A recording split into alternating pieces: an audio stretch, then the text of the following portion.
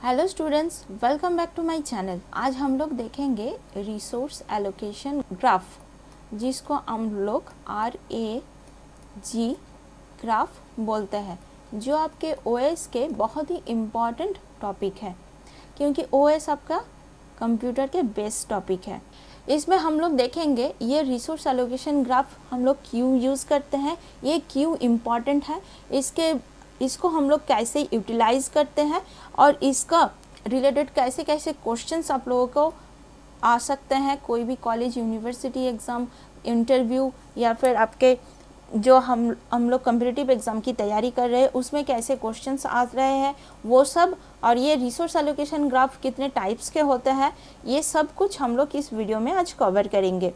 लेकिन वीडियो में आगे बढ़ने से पहले आप सबसे एक रिक्वेस्ट है, जो लोग मेरे चैनल पर नए हैं वो सब मेरे चैनल को सब्सक्राइब ज़रूर कर दीजिएगा। चलिए वीडियो को शुरू करते हैं। Resource allocation graph, the resource allocation graph also known as RAG, जो मैंने आपको अभी बताया, is a graphical representation of a state of a system. एक सिस्टम के ग्राफिकल रिप्रेजेंटेशन है ये resource allocation graph. It has all the information about the resource allocation to each process and the requested of each process। मतलब एक process के कितने resources allocation किया गया है और कितना नीड है या फिर रिक्वेस्ट है, वो सब कुछ हम लोग इसी ग्राफ से जानते हैं। तो ग्राफ का क्या मतलब है, ग्राफ कितने टाइप्स के होते हैं। ग्राफ में एक आपका वर्टिसेस होता है और दूसरा आपका एजेस होता है, राइट। उसी तरह से ये जो RGA ग्राफ है, इसमें भी एक वर्टिसेस होता है और दूसरा आपका एजेस होता है। इस वर्टिसेस में आपका 2 टाइप्स होता है, एक आपका प्रोसेस वर्टिसेस होता है और दूसरा आपका रिसोर्स वर्टेक्स। एक आपका प्रोसेस वर्टेक्स एंड दूसरा आपका रिसोर्स वर्टेक्स। ये जो रिसोर्स वर्टेक्स है, इस रिसोर्स वर्टेक्स में आपका 2 टाइप्स होता है, एक आपका सिंगल इंस्टेंस होता है और दूसरा आपका मल्टीपल इंस्टेंस होता है। और ये जो एज है वो भी 2 टाइप्स के होते हैं। ये एज एक आपका असाइन एज होता है और दूसरा आपका रिक्वेस्टेड एज होता है।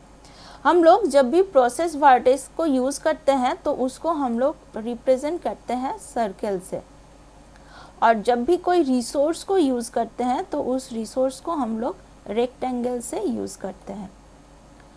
रिसोर्स में क्या है देखिए, अगर कोई सिंगल इंस्टेंस, मतलब यहाँ पर एक ही रिसोर्स है जो हम लोग यूज़ कर सकते हैं। मान लीजिए हमारे पास जो लैपटॉप है उसमें एक ही CPU है, एक ही मॉनिटर है, तो ये हो गया आपका सिंगल इंस्टेंस। अगर आप लोग कोई भी ऑफिस में काम कर रहे हो तो वहाँ पर बहुत सारे कंप्यूटर होते हैं, राइट। तो ये हो गया है मल्टीपल इंस्टेंस। मतलब क्या है, ये सब कंप्यूटर एक दूसरे के साथ जब कनेक्टेड है, मान लीजिए एक प्रिंटर के साथ कनेक्टेड है, ये जो प्रिंटर है इस प्रिंटर में मल्टीपल्स, मतलब एट ए टाइम ये मॉनिटर भी को रिक्वेस्ट भेज सकता है, एट ए टाइम ये भी भेज सकता है और ये भी भेज सकता है, लेकिन ये 1 by 1 एग्जीक्यूट होगा, ये अलग बात है। एक साथ तीनों को एग्जीक्यूट नहीं कर सकता, बट 1 by 1 करेगा।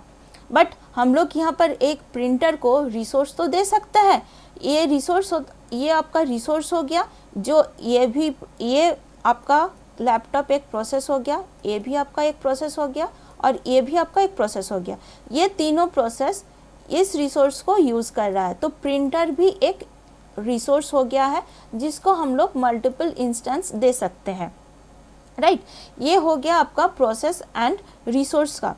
अभी देखिए यहाँ पर असाइन एज जो है वो क्या है, यहाँ पर देखिए ये जो असाइन एज किया गया है ये तो आपका प्रोसेस है और ये आपका रिसोर्स है। जब रिसोर्स से प्रोसेस की तरफ कोई एरो जाएगा तो उसको हम लोग असाइन किया गया है, मतलब ये प्रोसेस इस रिसोर्स को होल्ड करके रखा हुआ है, ये इसके पास है। और जब भी प्रोसेस से एक रिसोर्स की तरफ एरो आएगा तो इसका मतलब है ये प्रोसेस रिक्वेस्ट कर रहा है या फिर इसका नीड है इस रिसोर्स को।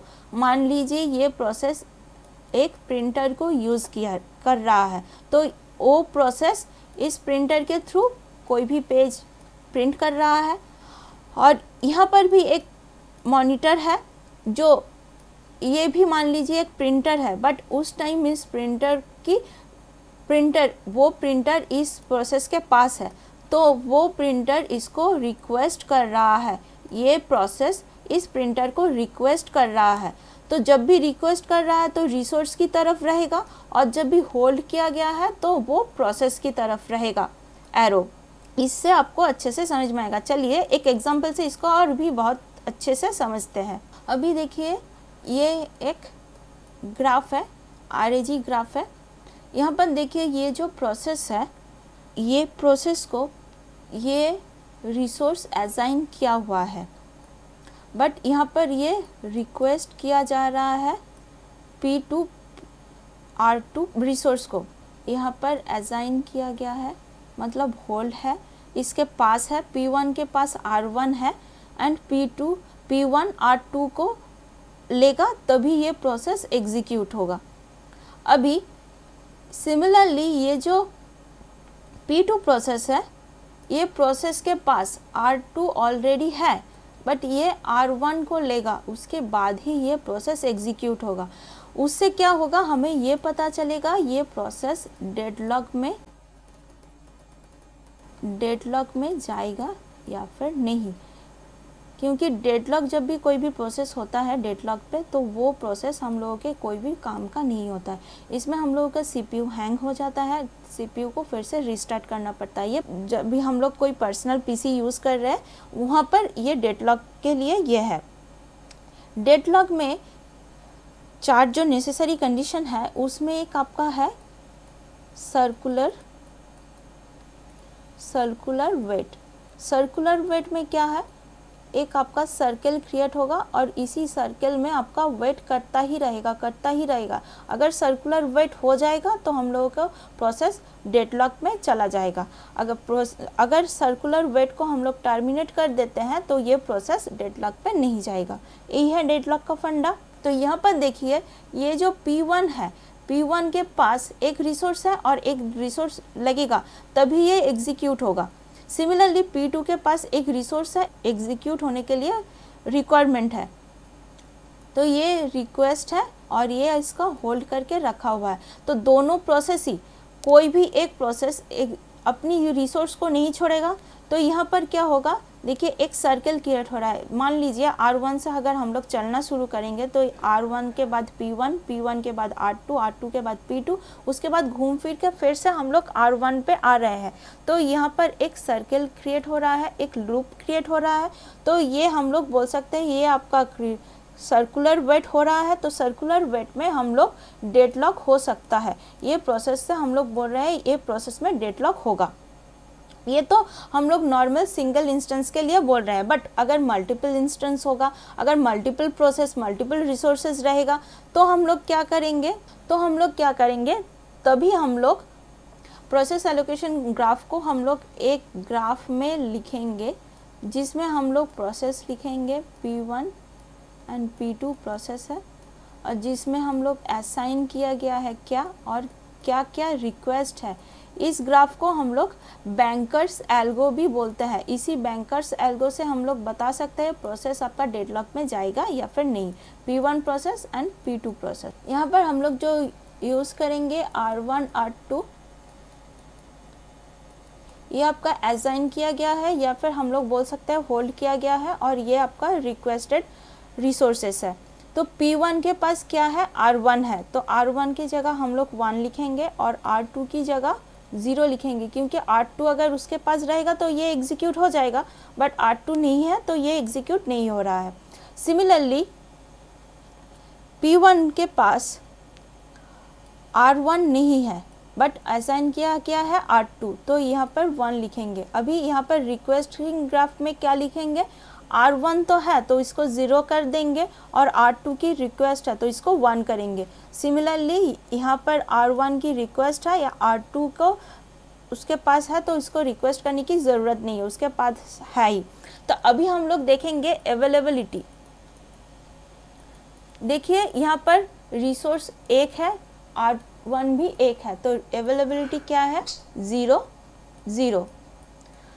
तो अभी देखिए कोई भी अवेलेबल नहीं है, तो हम लोग बोल सकते हैं ये जो P1 प्रोसेस है ये भी एग्जीक्यूट नहीं होगा, ये जो P2 प्रोसेस है ये भी एग्जीक्यूट नहीं होगा। तो ये दो प्रोसेस ही एग्जीक्यूट नहीं होगा, तो ये हमारा प्रोसेस OS का जो प्रोसेस है ये डेडलॉक में चला जाएगा। तो ये हो गया आपका डेडलॉक के नेसेसरी कंडीशन में एक कंडीशन जो आपका सर्कुलर वेट में आता है। तो अगर सर्कुलर वेट होगा तो ये आपका डेडलॉक में चला जाएगा। नेक्स्ट देखिए हम लोग देख रहे हैं मल्टीपल इंस्टेंस का अगर रहेगा तो इसको हम लोग कैसे करेंगे। अभी देखिए ये P1 process, P2 process and P3 process है, जिसमें R1, R2 and R3 3 resources है। बट ये जो रिसोर्सेस है ये देखिए ये मल्टी इंस्टेंस रिसोर्स है। यहाँ एक सिंगल इंस्टेंस रिसोर्स है और यहाँ पर 2 इंस्टेंस रिसोर्स है, तो इसको हम लोग मल्टी इंस्टेंस रिसोर्स बोल सकते हैं। तो इसको करने के लिए क्या है, वही हम लोग बैंकर्स एल्गो में यूज़ करते हैं। वो प्रोसेस हम लोग लिखेंगे P1 process, P2 process and P3 process. अभी देखिए इस प्रोसेस में हम लोग असाइन करेंगे, असाइन है और यहाँ पर हम लोग रिक्वेस्टेड। अभी देखिए प्रोसेस ये जो P1 है इसके पास क्या है, R1 है, R1, R2, R3, R1, R2, R3। तो R1 इसके पास है और कोई प्रोसेस की नीड है, देखिए नहीं है, तो ये और कोई भी असाइन किया नहीं गया है। अभी रिक्वेस्ट कोई है, कुछ भी रिक्वेस्टेड नहीं है, तो ये भी 0 हो गया। अभी देखिए P2 प्रोसेस, P2 प्रोसेस के पास R2 है, तो ये 1 होगा। अभी और कोई प्रोसेस नहीं है, तो ये दोनों 0 रहेगा। बट नीड क्या है, R1 की, R2 तो ऑलरेडी है, R3 की कोई नीड नहीं है। अभी देखिए P3, P3 के पास कोई रिसोर्स है आपका R2 and R3, R2, R3 resource है, R1 नहीं है और कोई भी नीड है नहीं है। अभी देखिए अवेलेबिलिटी चेक करेंगे, तो अवेलेबिलिटी में हम लोग देख रहे हैं कोई भी अवेलेबल नहीं है, P1 भी नहीं है, क्योंकि यहाँ पर देखिए एक P1 के पास है, एक P2 के पास है, सिमिलरली एक P2 के पास है और एक P3 की रिक्वेस्टेड है, तो यहाँ पर भी कोई भी नहीं है। तो अभी हम लोग क्या देख रहे हैं, लेकिन यहाँ पर देखिए रिक्वेस्टिंग में यहाँ पर भी एक 0 0 है, यहाँ पर भी 0 0 है, मतलब P1 के पास जो रिसोर्स है उसी रिसोर्स को लेकर ये वो एग्जीक्यूट होकर आपका प्रोसेस से बाहर निकल आएगा, CPU से बाहर निकल आएगा। सिमिलरली P3 के पास भी देखिए ये प्रोसेस अवेलेबल है, कोई भी रिक्वेस्ट प्रोसेस की ज़रूरत नहीं है, रिक्वेस्ट रिसोर्स की ज़रूरत नहीं है, तो वो क्या होगा, P3 भी इंडिविजुअली एग्जीक्यूट होके OS से बाहर निकल आएगा। तो ये प्रोसेस जब बाहर निकल आएगा और ये प्रोसेस भी निकल आएगा, ये प्रोसेस जो रिसोर्स को होल्ड किया है वो रिसोर्स अवेलेबल हो जाएगा। तो जब भी मान लीजिए फर्स्ट P1 को ही हम लोग एग्जीक्यूट करते हैं, तो P1 को जब हम लोग एग्जीक्यूट करेंगे तो क्या होगा, ये जो R1 रिसोर्स को होल्ड करके रखा है वो रिलीज़ हो जाएगा, तभी हम लोगों के पास अवेलेबल क्या होगा, R1 अवेलेबल होगा और बाकी R2, R3 अवेलेबल नहीं है। उसके बाद अगर P3 भी एग्जीक्यूट हो जाता है तो नया अवेलेबिलिटी क्या होगा, P3 जो रिसोर्स होल्ड करके रखा हुआ है R2 एंड R3 वो रिलीज़ हो जाएगा। तो नया अवेलेबल क्या होगा, R1 तो एज इट इज़ रहेगा और यहाँ पर 0 था तो यहाँ पर 1 ऐड कर देंगे, तब क्या होगा, R1 एक हो जाएगा और R2 भी एक और हो जाएगा। तो यहाँ पर अभी हम लोगों के पास न्यू अवेलेबिलिटी क्या है, R1 भी है, R2 भी है और R3 भी है। अभी देखिए P2 प्रोसेस को एग्जीक्यूट होने के लिए उसके बाद R2 है बट R1 की ज़रूरत है, तो उस टाइम क्या होगा, ऑलरेडी हम लोगों के पास ये प्रोसेस, तीनों प्रोसेस रिसोर्सेस अवेलेबल है, तो तीनों प्रोसेस जब अवेलेबल रहेगा तो हम लोग इजीली P2 को वो दे देंगे और P2 भी एग्जीक्यूट होके रेडी स्टेट से बाहर निकल आएगा। तो हम लोगों के पास OS में उस टाइम कोई भी एक्स्ट्रा रिसोर्स नहीं रहेगा, तो कोई भी एक्स्ट्रा प्रोसेस नहीं रहेगा। तो अभी हम लोग बोल सकते हैं यहाँ पर कोई भी सर्कुलर वेट क्रिएट नहीं हो रहा है, तो हम लोग बोल सकते हैं ये प्रोसेस कोई भी डेडलॉक पे नहीं जाएगा।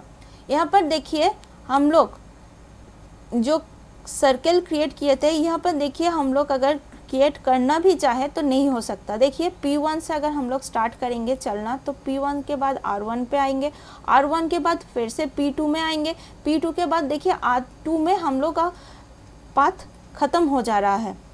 तो यहाँ पर कोई भी सर्कल या फिर कोई भी लूप क्रिएट नहीं हो रहा है। तो हम लोग बोल सकते हैं जब भी कोई लूप क्रिएट नहीं होगा या फिर सर्कल क्रिएट नहीं होगा तो हम लोगों के पास बोल सकते हैं ये प्रोसेस डेडलॉक पे नहीं जाएगा। ये resource allocation graph related most important कुछ पॉइंट है। आई होप आप लोगों को ये बहुत अच्छे से समझ में आया। फिर भी इसके रिलेटेड अगर आप लोगों का कोई भी क्वेरी हो, आप नीचे मुझे कमेंट सेक्शन में बता दीजिएगा, मैं आप लोगों की प्रॉब्लम को सॉल्व करने की पूरी कोशिश करूँगी। वीडियो अच्छा लगे तो इसको लाइक शेयर एंड सब्सक्राइब ज़रूर कर दीजिएगा। आज इतना ही, मिलते हैं नेक्स्ट वीडियो में। Bye bye.